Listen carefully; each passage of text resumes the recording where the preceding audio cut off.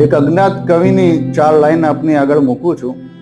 એ જમે કે ના જમે તમે ઢાંકેલા થાળ રાખજો, મોડા વેલા જરૂર આવશે ઘરના ખુલ્લા કમાળ રાખજો.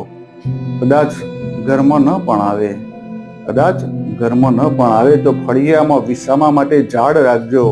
કદાચ ત્યાં વિસામો ન પણ લે તો છેવટે મારી કબરમાં નાની સી ચિરાળ રાખજો, નાની સી ચિરાળ રાખજો. આજની રચનાનું શીર્ષક છે હું સાંભળી જઈશ.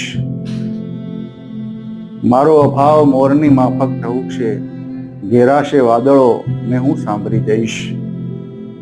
સાંજ પડશે ને સૂરજ આથમશે, સાંજ પડશે ને સૂરજ આથમશે, અંધકાર ઘેરાશે ને હું સાંભળી જઈશ. ચાંદ ગુમશે અવકાશે ને હૈયું વલોવાશે, ચાંદ ગુમશે અવકાશે ને હૈયું વલોવાશે.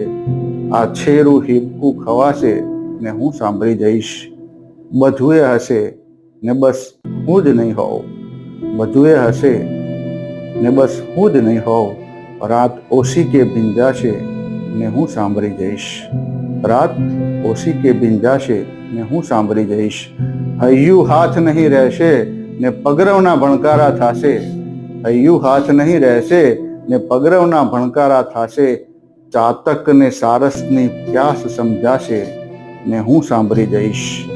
દરવાજા સૂના ને ઓસરી સૂની વળી તરસા આંખોના કમાળ, દરવાજા સૂના ને ઓસરી સૂની વળી તરસા આંખોના કમાળ.